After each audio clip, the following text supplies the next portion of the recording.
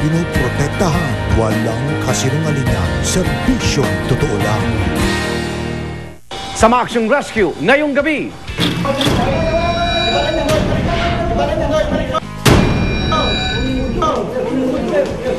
Dalawang holdupper na tiklo sa Baclaran.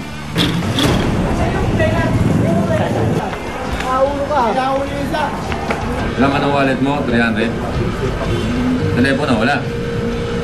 At padula sa kalsada, naging mitya ng aksidente. Biglang narunod yung kotse, bundol niya. Tapos umikot, tinakbuhan niya. Hinarang ko ron. Pinabalik ko rito yung kotse. Mga rescuer, hinarap ang nagpupumiglas na biktima. Bakit mo na to? Charge mo sa charge ko? Babe, just relax, babe.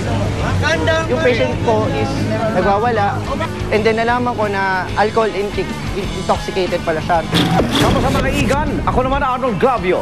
Oras na ng totoong drama at aksyon sa pagsimula ng ikalawang taon ng Rescue! Rescue!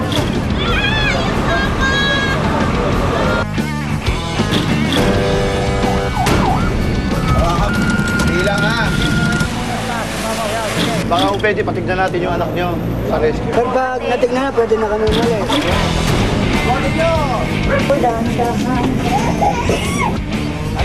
Tayo na. Ayusin ka. Uy, ano na? Nahipon ang lampin.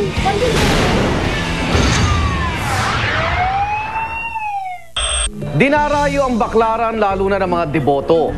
Pero kung minsan, may mga nagsasamantala dahil sa dami ng tao rito. Kaya naman sa mga madidilim na lugar, masusi silang binabantayan ng mga tanod para masugpo ang pang-hold up sa mga walang malay na biktima.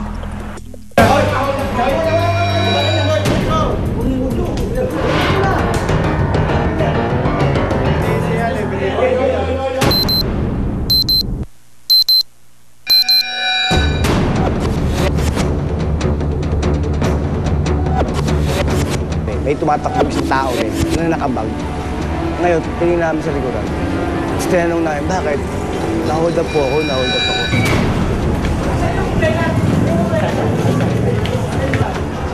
ka.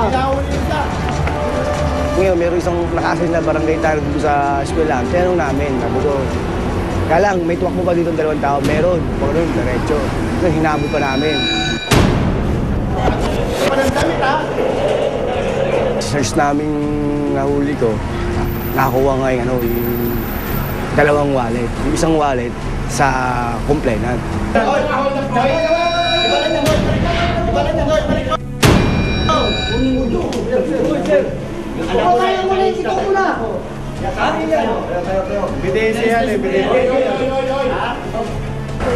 Bakit pagkadating namin sa barangay hall, merong isang randa, parang namumukha nga.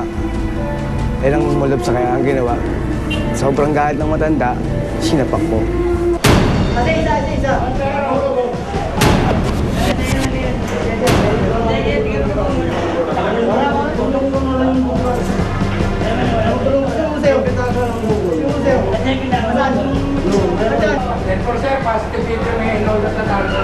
Bali yung isa, yung suspect na huli ko, 18. Yung complainant, positive na yung isang wallet niya, ngayon ang pumulab sa kanya. Paunin mo. Tapos pingas, ngayon dumayo sa LRT.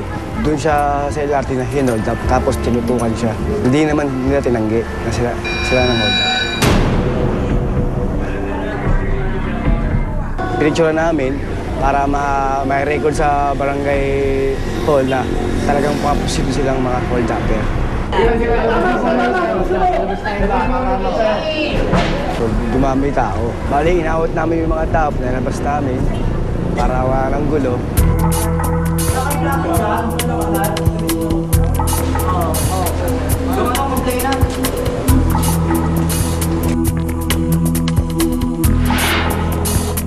Sa presinto 1, Jackal, kamalaki doon.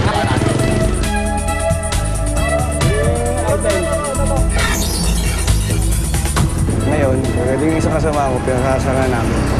Tapos pinila sa PCP, over sa PCP.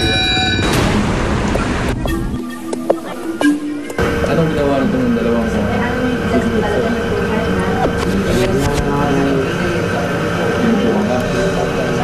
galing sa likod. Itong dalawang suspect na nahuli, sila ba talaga ang gumawa sa'yo ng pang-hold up? Anong oras nangyari? Alas 8. Along LRT, di ba? Tapos corner ng release na sinasabi nito. Doon ba nangyari? Ano po ng police tapos MMDA. Ay, di ba sa likod din yung MMDA? Ay, yung pinaka-outpost ng MMDA doon. Hindi po. Malayo po. Medyo malayo lang. Kayo magsasabi sa akin ng totoo, pangalan. Kasi kung hindi kayo magsasabi ng totoo, magiging dalawa kaso ninyo. Junay po. Ha? Junay. Tulad mo ha. Huwag mo kong lukuhin ha. Dahil kakasuhan pa kita ng ano. Tunay mo pangalan lang ang ilalagay mo. Ay, yung nahuli naman natin na first time na nang hold up, kalimitan din sa kanila, hindi gumagamit ng totoong pangalan. Kaya nung tinatanong sila ng pulis na pakisulat lang yung totoong pangalan, kaya yun, sinisiguro naman ang otoridad natin na talagang totoo yung sinasabi. Kasi yung iba, hindi ginagamit yung totoong pangalan, kumbaga alias lang yung ginagamit. Otoy, ikaw naman magsulat ng pangalan dito ha. Yung totoong pangalan ha. Doon sa dalawang suspect na nahuli natin, may kaso nila rapid hold up. Laman ang wallet mo, 300. Laman ang wallet mo, 300 pesos. Birth certificate. Telepono, wala. Doon sa dalawang suspect na nahuli natin, may kaso nila rapid hold up. Ngayon, pagkatapos kong ma-blatter dito sa libro namin, kung may medical ko yung dalawang suspect na nahuli, kasama yung biktima para maipal yung complaint against the hold-uppers. Pag sila ay napatunayan sa mga kasong pang-hold up, ito ay may kaparusang 6 hanggang 12 taong pagkakabilanggo.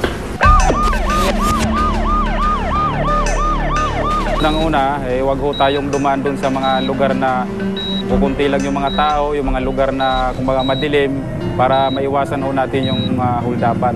Pag ganyang nabiktima ka ng hold-up, kailangan agad-agad mag-report sa barangay o kaya sa pulis para agad nating marespondihan yung pangyayari. Tatalaga po kami ng mga ibang tanod sa iba't ibang lugar ng Baclaran, kagaya ng mga nasabi na na madalas nagkakaroon ng hold-upan, naglalagay po kami ng mga tao doon.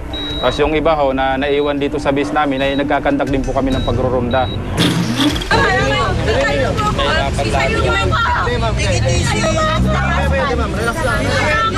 Angat nyo muna to. Charge ko sa charge ko. Babe, just relax, babe. Kandang. Ginawa ko yung leg niya para ma-secure ko kasi yung patient ko is nagwawala and then nalaman ko na alcohol intoxicated pala siya.